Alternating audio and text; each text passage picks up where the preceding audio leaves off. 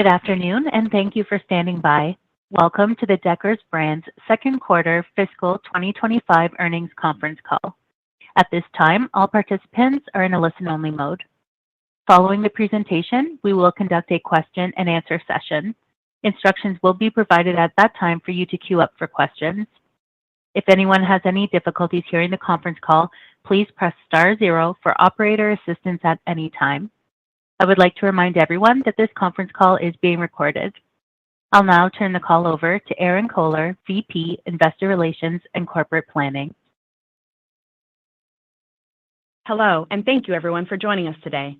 On the call is Stefano Caroti, President and Chief Executive Officer, and Steve Fasching, Chief Financial Officer. Before we begin, I would like to remind everyone of the company's safe harbor policy.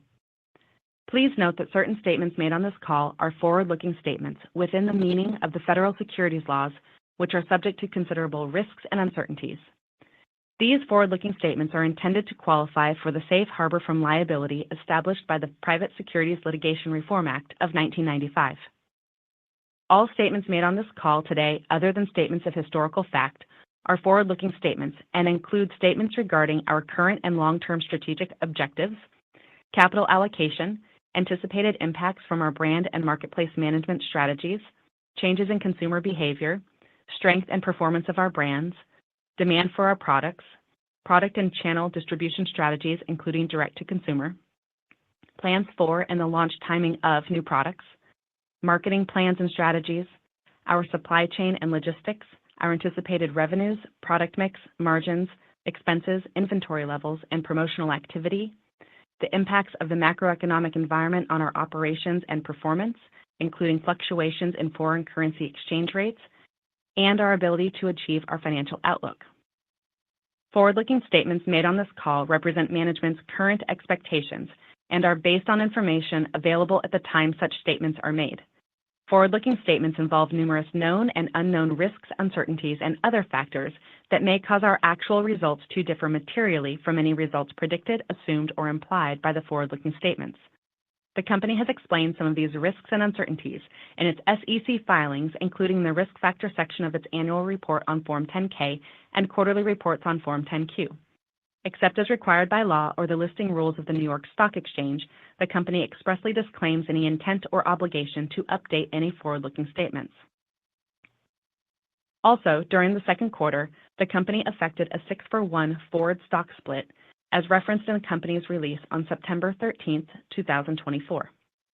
The share-per-share and resulting financial amounts mentioned on this call have been adjusted to reflect the effectiveness of the stock split, including prior period metrics. On this call, management may refer to financial measures that were not prepared in accordance with generally accepted accounting principles in the United States, including constant currency. In addition, the company reports comparable direct-to-consumer sales on a constant currency basis for operations that were open throughout the current and prior reporting periods. The company believes that these non-GAAP financial measures are important indicators of its operating performance because they exclude items that are unrelated to and may not be indicative of its core operating results. With that, I'll now turn it over to Stefano. Thank you, Erinn. Good afternoon, everyone, and thank you for joining today's call. I'm delighted to report on our impressive second quarter results today. And with this being my first call as CEO, I'd like to share my approach to driving Deckers' continued success. The business has come a long way over the past few years, and we're executing on the long-term strategy established throughout my tenure with Deckers. As we look ahead, we'll hone in on 4 guiding principles to help us build upon our recent wins and amplify the power of our brands and organization while remaining true to our proven fundamentals. Starting off, our consumer-first mindset harnesses insights and feedback to create distinctive products that resonate with a growing audience.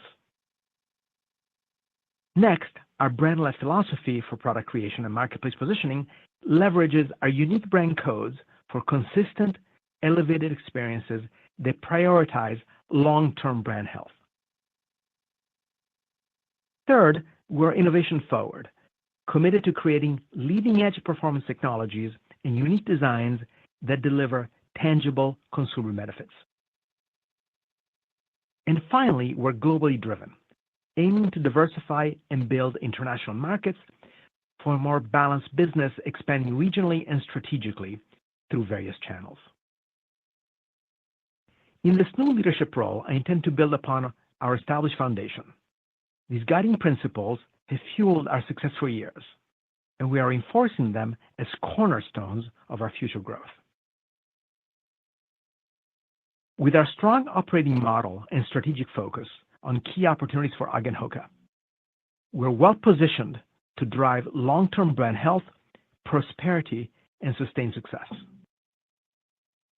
Now let's dive into the highlights of our second quarter, which include revenue growing 20% versus last year to $1.3 billion, healthy gross margins of 55.9%, and diluted earnings per share increasing 39% to $1.59 compared to last year's $1.14 per share. These excellent results reflect the continued strength of our full-price demand, enabled by innovative products that resonate with consumers, disciplined global marketplace management, and thoughtful product segmentation. Key revenue drivers behind Deckers' first half growth of 21% versus last year include HOKA increasing 32%, UGG growing 13%, total company international increasing 28%, and total company DTC and wholesale both growing more than 20% above last year. With this impressive first half growth, the HOKA brand achieved an exciting milestone, eclipsing $2 billion in revenue over the trailing 12-month period for the very first time. I'd like to congratulate our entire global team for their tireless efforts in building the special brand. Overall, Deckers' first half results demonstrate our team's execution around the globe. Our brands are well positioned for the holiday season and on track to achieve an increased outlook for the full fiscal year. Steve will provide more specifics later on in the call, but first I will share a few brand and marketplace highlights from the first half of fiscal 25. Beginning with brand highlights, global HOKA revenue in the first half increased 32% versus last year.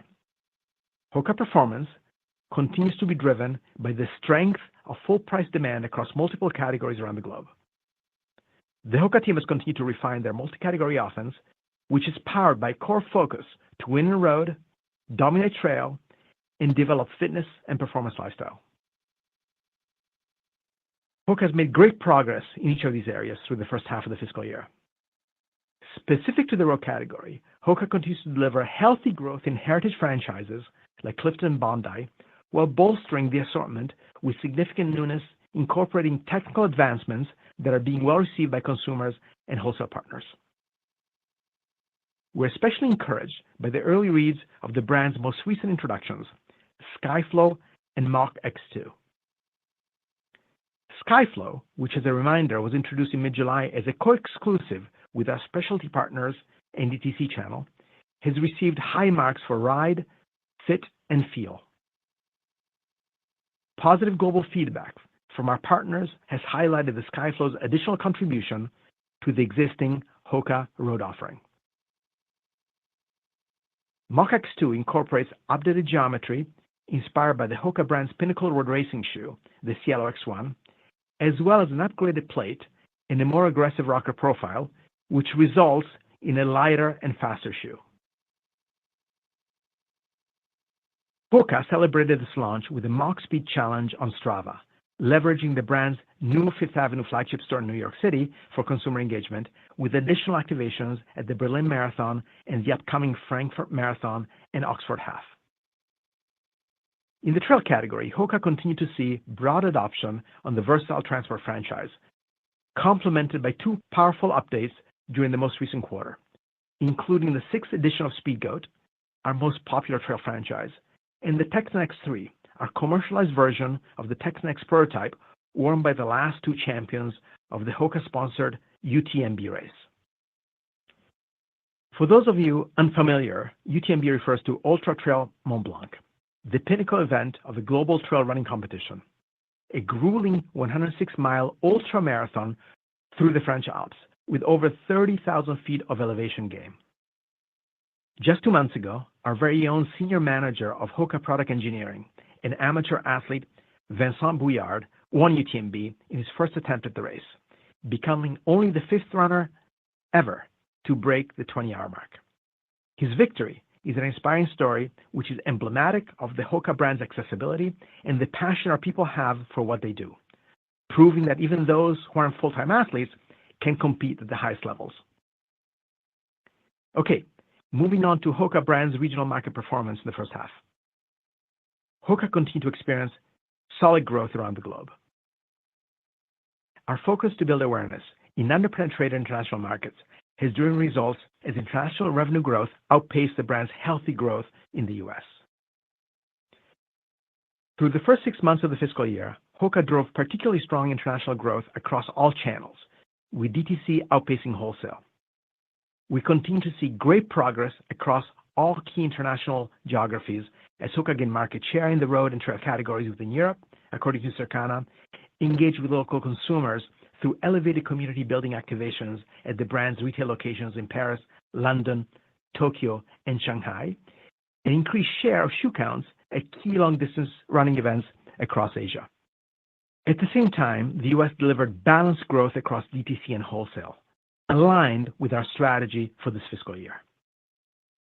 Within DTC, Hoka continued to drive growth through increases in consumer acquisition and retention, while in wholesale, Hoka benefited from select door increases with key partners who experienced a positive back-to-school season with Hoka, saw great early reads with consumer engagement and new accounts, and kept run specialty front of mind with the successful co-exclusive launch of the Skyflow. Hoka has exciting new innovations ahead, and we anticipate continued success and growth for the brand through the holiday and beyond. Shifting to UGG, I could not be more pleased with the UGG brand's year-to-date results. Global revenue in the first half increased 13% over last year. UGG performance was driven by success across key initiatives, including evolving and elevating iconic franchises to resonate with today's consumers, which is reflected by the year-round momentum for the brand's most popular models. Building new icons highlighted by the increased adoption of the Golden and Low Male franchises across shoulder seasons, and amplifying international, which delivered growth above the global brand average. The Tasman and Ultra Mini franchises continue to experience full-price demand from consumers around the world, enhanced by our product team's dedicated focus to keep these franchises special. The UGG team has done this by allocating core colors and championing new seasonal colors, building complementary silhouettes like weather hybrids and platform variations, and driving heat through aspirational collaborations, including recent launches with Collina Strata and Gallery Department. UGG is experiencing momentum with the Golden and Low Male franchises. In the first half, both of these landed in the brand's top 10 styles ranked by revenue, each contributing meaningful year-over-year growth. Additionally, both of these styles are driving consumer acquisition, an encouraging sign for the UGG brand's continued evolution. We view both franchises as highly wearable year-round, with opportunities for expansion coming to the product assortment for Spring 25. The UGG brand is also expanding its reach to male consumers, focused to win with product that infuses the comfort expected of UGG with confidence and style. Recently, UGG announced Grammy-nominated musical artist Post Malone as an ambassador for our men's business. UGG will activate this partnership as part of a global campaign, including digital videos and a Feel House experience in Los Angeles. Moving into some regional highlights for the first half as we head into the peak UGG season.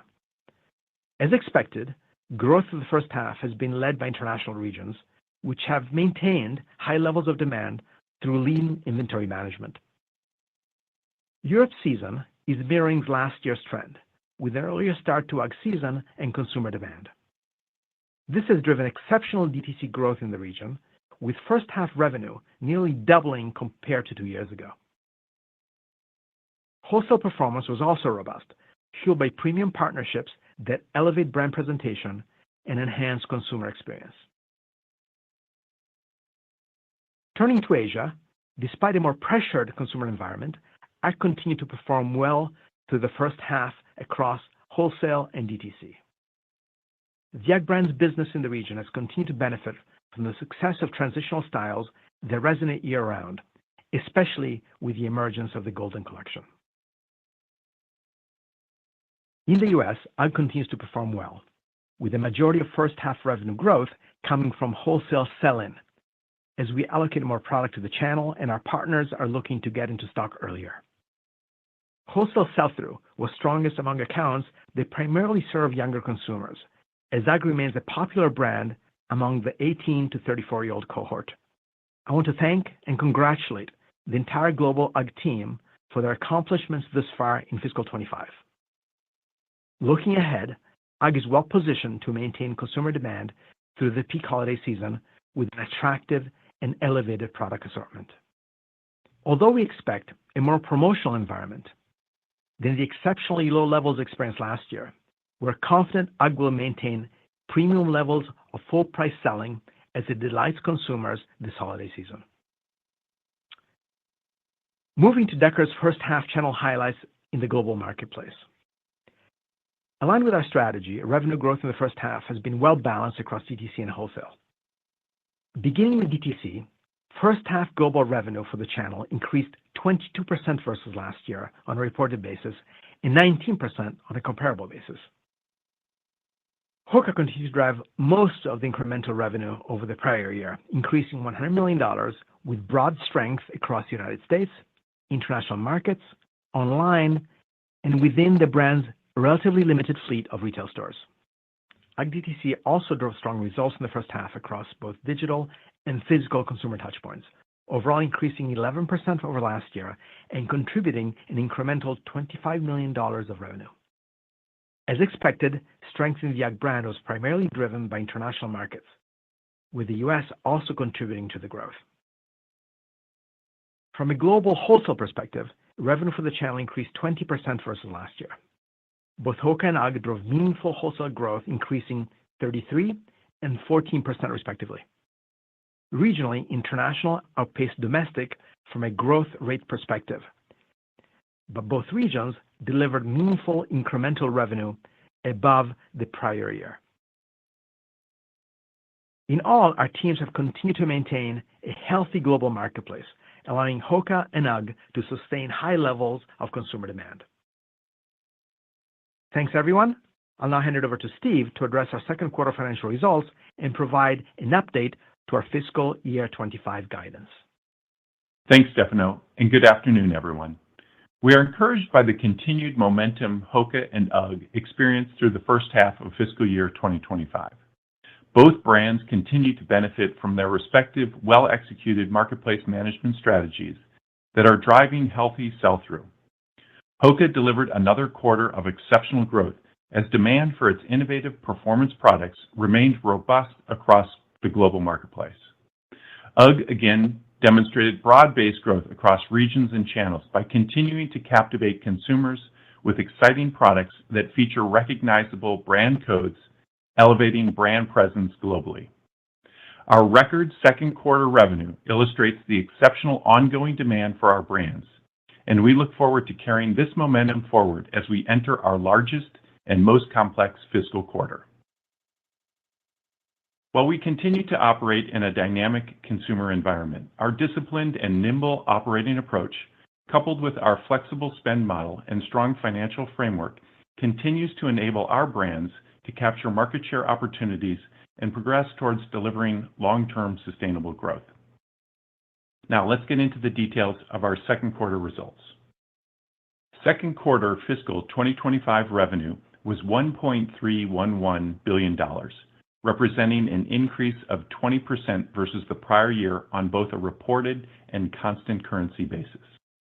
Growth in the quarter was primarily driven by HOKA, which increased 35% versus last year to deliver record quarterly revenue of $571 million as a result of exceptional demand across the brand's global marketplace.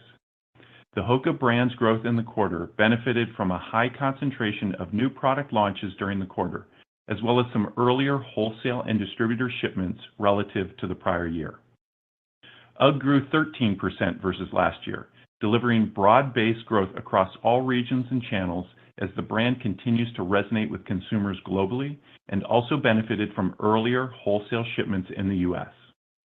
Across both HOKA and UGG, we continue to see retailers looking to get product on their shelves earlier than in prior years in response to strong consumer demand for our brands.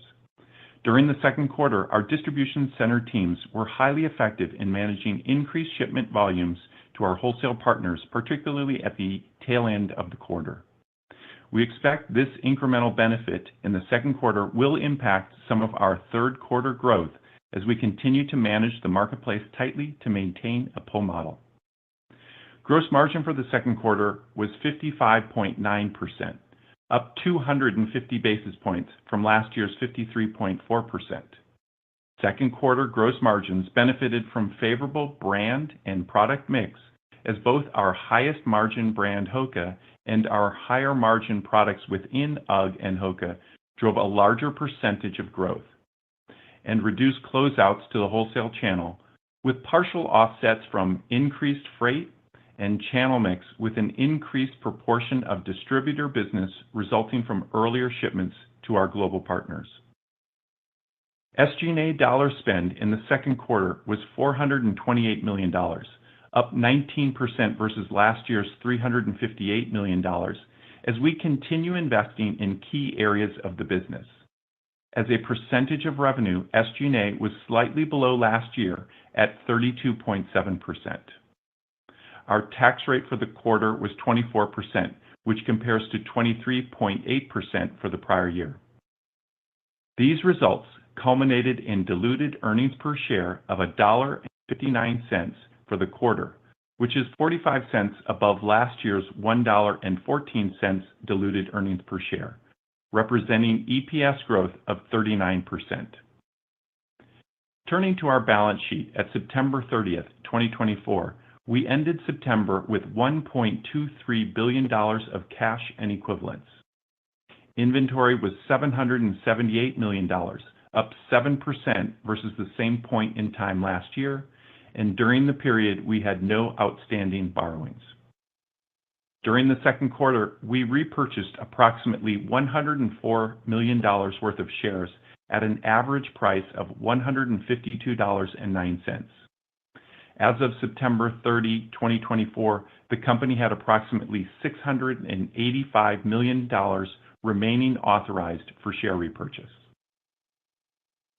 Now, moving into our updated guidance for fiscal year 2025, we are increasing our expectations for revenue growth, which is now expected to be approximately 12% above last year to $4.8 billion, which compares to the prior guidance of approximately $4.7 billion. From a brand standpoint, we now expect HOKA to increase approximately 24% versus last year, reflecting the continued strength of demand around the globe, and we still expect UGG to grow mid-single digits.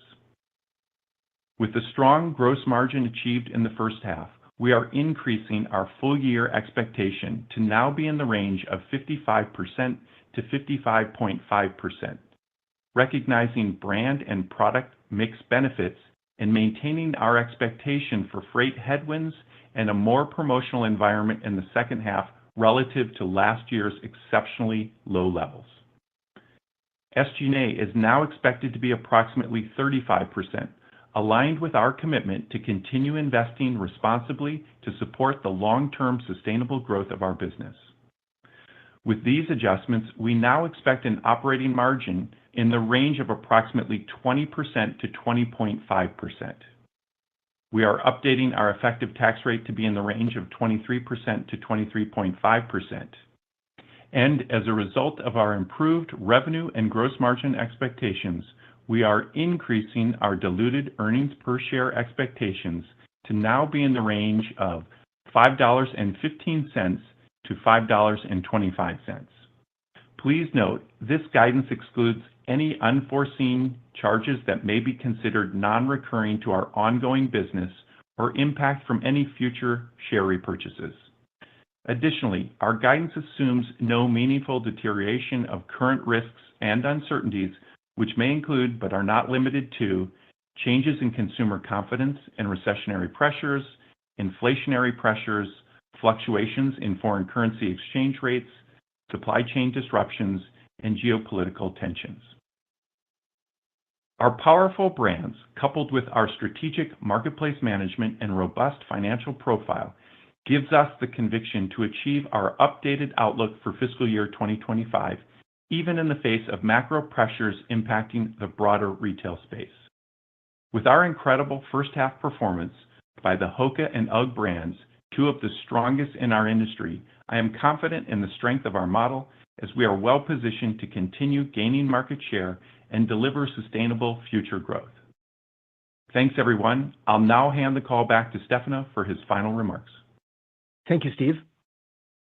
HOKA and UGG delivered outstanding first-half results, thanks to our disciplined marketplace management and pull model strategy, maintaining strong consumer demand. As HOKA has now surpassed $2 billion in trailing 12-month revenue, we're focused on growing global brand awareness to reach the next $2 billion. Our aspiration remains for HOKA to become a leading performance athletic brand through meaningful innovation. At the same time, UGG is focused on delivering growth through the evolution and elevation of iconic franchises while also building new icons. As we continue building both of these powerful brands, we'll prioritize the long-term health and success of our portfolio. For the Deckers organization overall, we remain focused to continue executing our long-term strategies, remaining true to our fundamentals, and prioritizing our guiding principles outlined earlier. This approach will enable us to continue driving growth and delivering value for years to come. To conclude, I'd like to express my appreciation for our dedicated employees who continue to execute our strategies while upholding Deckers' values, including our company's focus to do good and do great. I would note that, among other things, Deckers was recently recognized by Newsweek as one of America's greenest companies for the third consecutive year. Further, I'd like to thank our valued retail partners who continue to champion and elevate our brands on this growth journey, and our shareholders for their continued support. On behalf of our management team, thank you for joining us today. With that, I'll turn the call over to the operator for Q&A. Operator? Thank you. If you have a question, please press star one on your telephone keypad. To withdraw your question, simply press star one again. We ask that you please limit yourself to one question and one follow-up. Thank you. One moment, please, for your first question. Your first question comes from the line of Jay Sole with UBS. Please go ahead. Great. Thank you so much. I want to ask about HOKA.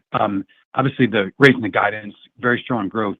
Just talk about the impact of some of the higher price styles that you've introduced this year, the Skyward X, the Cielo X1, and just talk about not just what those are doing for top line growth, but also what they're doing for the brand and how it's allowing you to continue to expand this brand and extend it into new ways and new channels. Thank you so much. Yeah, thanks, Jay. All our pinnacle products that we introduced this past year, over the past 6 months, have performed even better than we expected. And I'm referring to Cielo X1, Skyward X, and most recently, Tecton X. So for the first time, we have really cracked the $200 and above price point. So we're very, very pleased with the performance of our pinnacle innovation styles. Yeah, I think, Jay, and this is Steve, just to kind of add on to that, this is part of our strategy that you've heard us talk about kind of for several quarters and a couple of years, is, as we continue to penetrate the market and expand distribution, this is where, and to your point, those new styles become really important. So as we continue to resonate in a performance community, we're also, with some of our expanded distribution, able to use some of that existing product as we move out into bigger box distribution. And so to Stefano's point, where we're seeing success with these new styles is very encouraging. You're seeing how it's not only growing top line, but it's also improving a margin profile for the brand. And that's some of what you're seeing come through in Q2 and some of the encouragement that we're seeing that gives us an increased outlook from a margin standpoint on the full year outlook on the gross margin. So many things, I think, working in concert. Everything that we've talked about before. This is just a continuing how we're playing out that HOKA strategy, how we continue to build the brand, build elevated performance product, that continues to resonate with consumers in that run specialty channel. That also allows us to expand distribution in other points where we can have existing product that has also continued to resonate with product. So everything we're playing out, and I think even as you're seeing with the results, encouraged by some better than expected performance within Q2. So really encouraged, and I think Q2 again just demonstrates the strength of the brand and how well it's resonating with consumers. Got it. Steve, Stefano, thank you so much. Very helpful. Your next question comes from the line of Jonathan Komp with Baird. Please go ahead. Yeah, hi, good afternoon. If I could ask a follow-up on HOKA, you raised guidance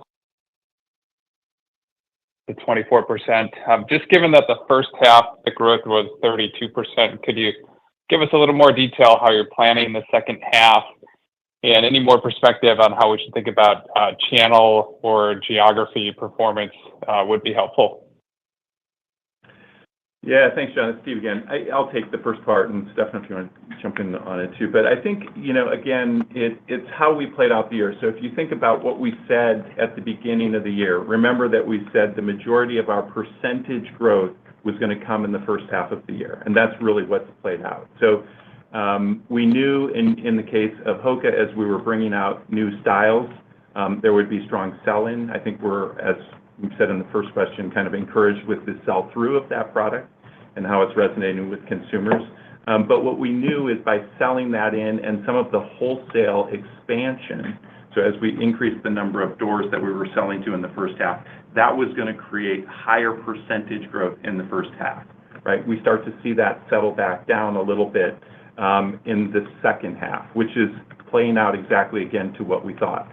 I think what has encouraged us is the slightly better performance that we're anticipating. And then to your point, that's what's giving us the confidence to increase our outlook on HOKA going now to 24%. But again, we want to control that distribution too, right? So it's not just chasing everything. It's very thoughtful. It's very strategic.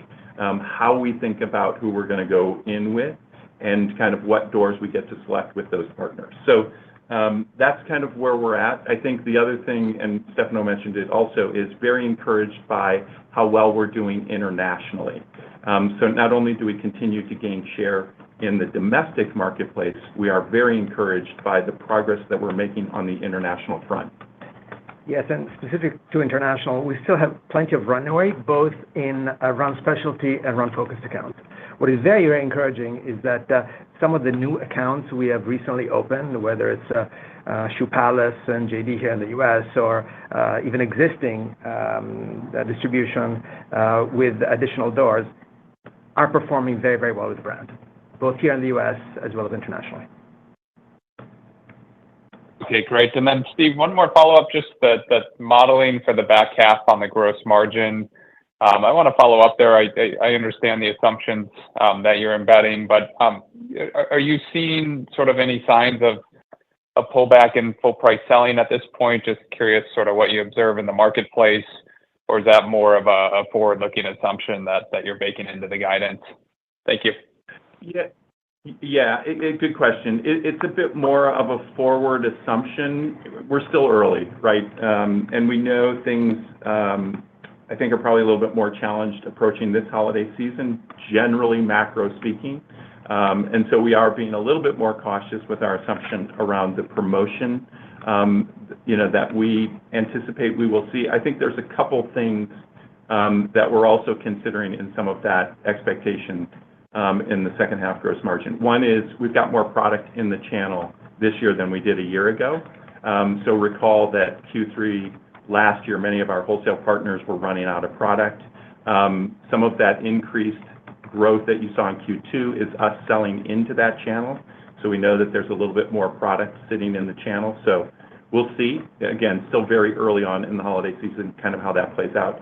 And then on the HOKA front, as we're going to have some new product introductions in Q4 and Q1 of FY26, we anticipate there may be some inventory that in a normal course, you'll promote some of the older styles to move through that inventory as you bring in some of the new products. Oh, really helpful. Thank you. Your next question comes from the line of Laurent Vasilescu with BNP Paribas. Your line is open. Hey, good afternoon. Thank you very much for taking my question, Stefano. David, I'd love to ask about Hoka International. I think on the fourth quarter call, it was commented that international for Hoka is about 30% of the business. Clearly, there's a lot of momentum there. Stefano, where do you want Hoka International to go over time? And maybe for the audience, can you kind of frame like what innings you are in terms of Europe versus Japan versus China? That would be very helpful for the audience. Oh, great question, Laurent. International is between 2 and 3 years behind the U.S. And we've adopted the same playbook internationally that has been so successful here. Brand awareness and consideration is in the mid-20s, and in the U.S. we are in the mid-40s. So plenty of upside for us internationally across all regions, from China to Europe, and also to our distribution businesses. Recently, we have sponsored the Challenge Roth, which is the biggest triathlon in the world in Germany, and we see fantastic feedback from consumers in the German market. UTMB, we have an extensive relationship with UTMB. We're now the main sponsor, the title sponsor, and that relationship has also generated a lot of interest behind the brand in the trail space. So plenty of upside for us across the globe with existing and newer partners. And of course, our DTC business continues to thrive there as well. So very, very happy with our progress across the globe. And to your question about where do we expect the business to be, ideally long term, I'd like to see a 50-50 split between the U.S. and international. Yeah, and I think, Laurent, again, this is Steve, just as we think about that international opportunity, is that, as we're seeing improved performance, it's global. But what we were really impressed with was the performance and growth of the international business in Q2. I think, it really demonstrates, what we've been talking about for a couple of years is how we really focused initially years ago on the North American market, make our product and brands relevant in North America, and then export that success internationally. And that's what you're seeing come through right now. So really encouraged with how our brands are resonating with consumers on a global front, and really impressed with the performance of our brands internationally, especially kind of in Q2 and the first half of this year. That's wonderful. Thank you, Stefano. Thank you, Steve. I would love to follow up. Steve, you mentioned you were teasing there's new products for 4Q. If I remember correctly from the last call, I think the Clifton 10 comes out in the fourth quarter. I think you mentioned just a few seconds ago that we should see some new products for 1Q26. I don't know, high level, how do we think about the product extension, the brand extension into other footwear categories or maybe into apparel in a bigger way? Yeah. First of all, we delivered a very impressive amount of newness to the market over the last few months, including Skyflow, Skyward X, Mach 6, Mach X2. I mentioned Tecton X3, Speedgoat 6, which is our biggest trail franchise, have all been upgraded or new products. In the lifestyle space, we just introduced Stinson Evo, which is an archive product, Mafate Speed Light, which is a brand new product that is completely sold out in the marketplace, and L1X. So the amount of newness and innovation we have been delivering, especially in Q2, hence also the very, very strong Q2, has been very, very impressive. We have upgrades to our two biggest products, Bondi and Clifton. The Bondi update is going to hit in January, and Clifton is going to hit in April.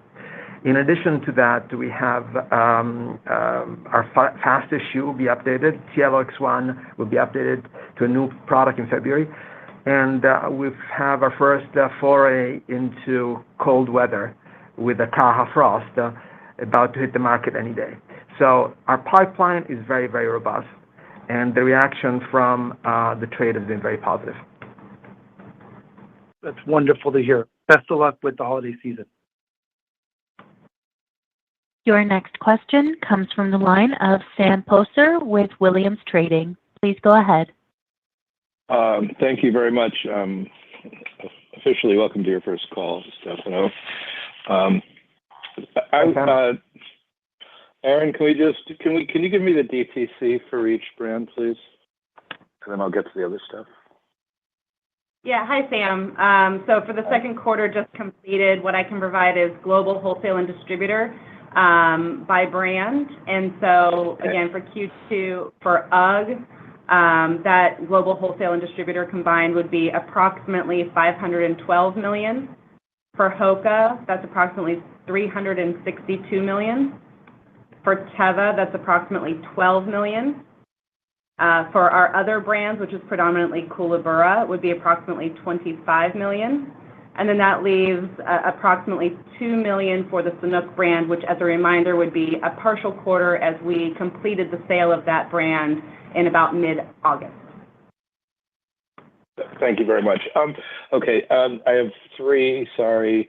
Can you give us some idea of what the U.S. sales were for UGG and for HOKA? And then how much of the gross margin headwind is freight versus promotions? And then number three is how big is the markdown impact of the Clifton 9 and the Bondi 8 as you move out of that over the next few months, and how much of that do you anticipate of the Clifton 9? The Clifton 10 will ship in Q3, and how much of the Bondi will ship in Q3 and the Clifton will ship in Q4? Excuse me. Yeah, Sam, that's a lot of detail and kind of modeling questions, so I'll approach it more from a high level. We don't necessarily break out to your first question. We just don't give out kind of that level of detail. On the second one related to freight, what we've said is pretty consistent with kind of what we've said is we would begin to experience freight headwinds in Q2. We did. We think the freight headwinds was kind of in that 70 basis point area, so a headwind of about 70 basis points. Now, as the numbers indicate, right, we were an improvement of 250. So that other really came from kind of product mix and an improving margin based largely on kind of the product mix within both HOKA and UGG, as well as some of the composition of the product that we sold. So then to your point, and from a higher level, how we're thinking about kind of the gross margin pressures that we'll experience in the second half. We have not given specifics in terms of how much we think to kind of each style that will be replaced in the quarter. There will be a normal course of promotion as we always do, and you've seen in the past when we do updated models. Remember, Clifton and Bondi are some of the two biggest styles within that. So we're careful about inventory management as we've demonstrated over the years, but we always know there's going to be some, and we'll promote it. We're not saying kind of to what level that will be. That will be dependent on how much inventory we have and how we're approaching kind of the launch of those dates. So we'll play it out. But there is, to that point, some recognition that we are going to be increasing promotion this year. That's embedded in that second half gross margin decline that we're guiding to. So we'll see, again, how it plays out. We're making some assumptions. We're trying to read what's going on from a macro event. We're trying to anticipate what inventory levels will be. We're encouraged that actually product has been selling in and selling through well, which is contributing to a little bit better expectation on our margin, which is why we're increasing our gross margin assumptions for the year, but we'll see how things play out. I got one last thing on tariffs. Can you give us some idea of how you're thinking about tariffs going forward, given what's going to happen in less than 2 weeks now? Yeah, I think it's an interesting question. We'll see. It's not clear, right? I think you're hearing a lot of noise before an election. Who knows how all that is going to come out. So really too early for us to see. But, if there were tariffs that were impacted us, that's something that we'd have to take into consideration that's not necessarily figured into our guidance right now. Thank you very much. Continued success. All right. Thanks, Sam. Thanks, Sam. Your next question comes from the line of Dana Telsey with Telsey Group. Please go ahead. Hi, good afternoon, everyone, and congratulations on the nice results. Just wanted to focus on the earlier wholesale shipments.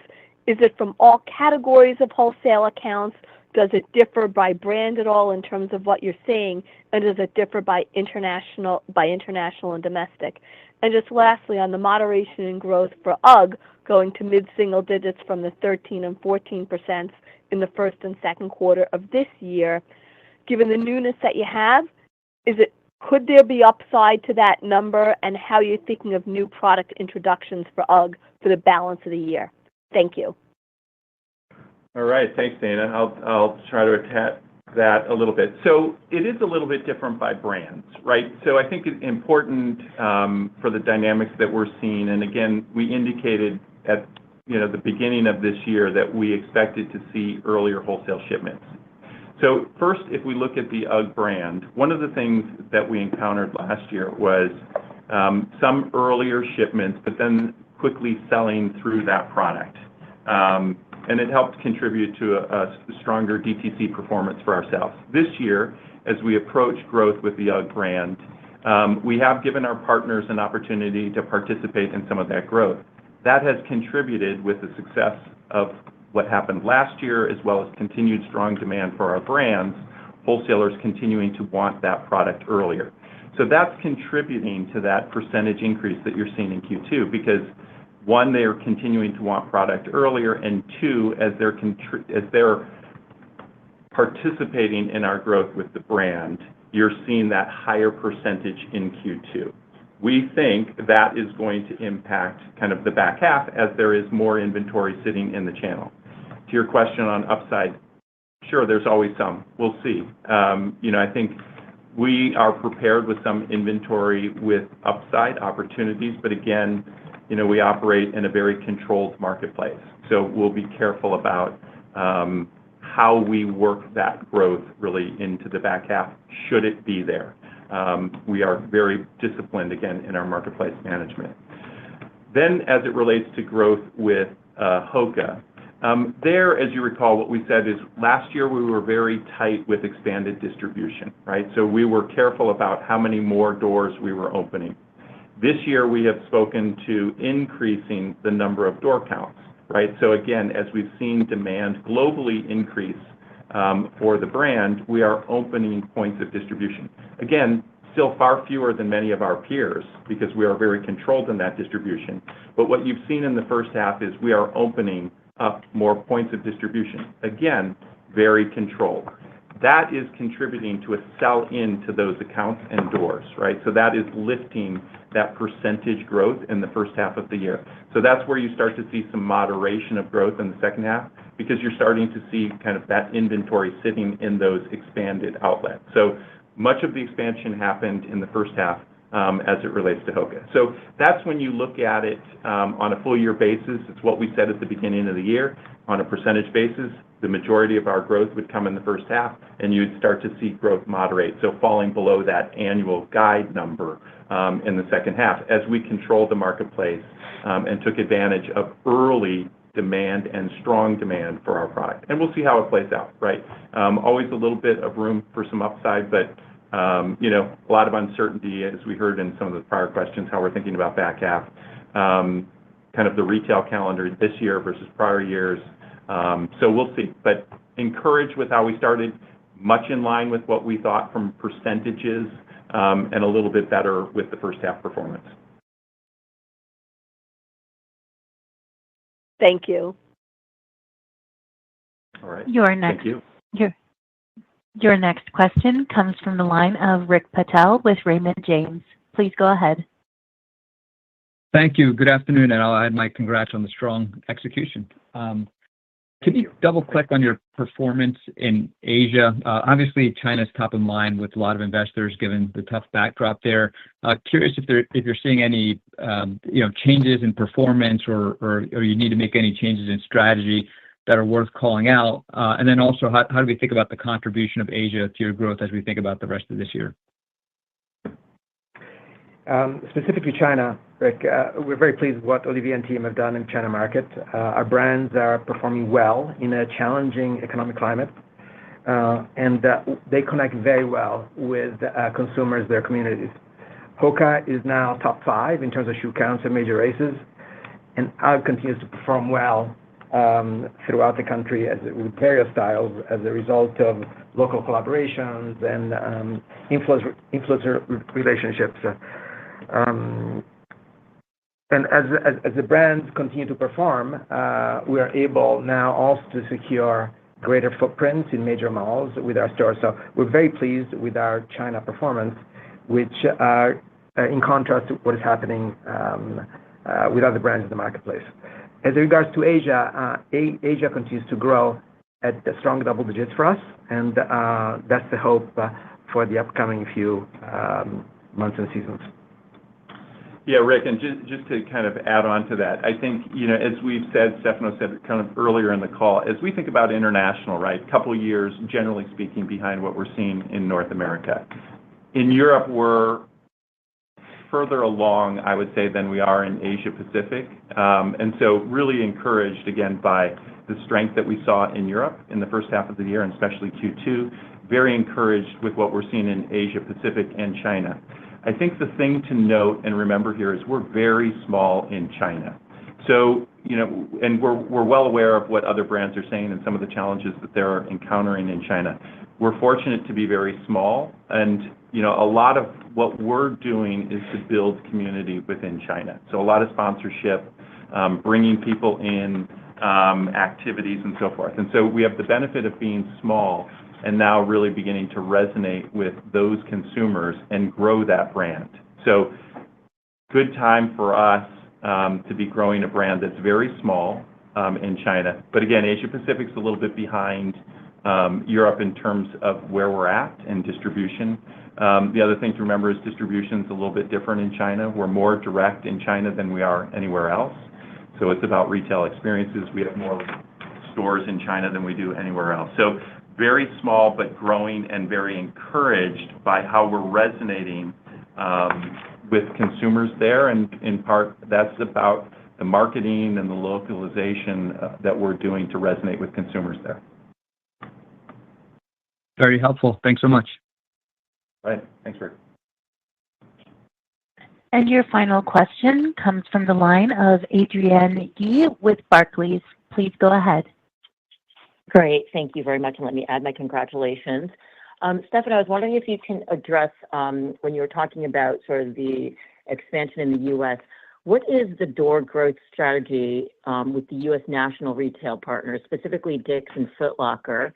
I think you're targeting, let's call it 500, maybe half of what Dick's has, and then a much smaller footprint in Foot Locker. And then, Steve, can you talk a little bit to sort of, maybe not numbers if you don't give it, but the demand creation budget, how you are investing in Hoka versus UGG, and where you're deploying those dollars? Thank you very much. Yes, thanks, Adrienne. It's not our practice to provide door counts related to specific wholesale relationships. We are very selective in our expansion. We continue to be very diligent about the way we manage the marketplace.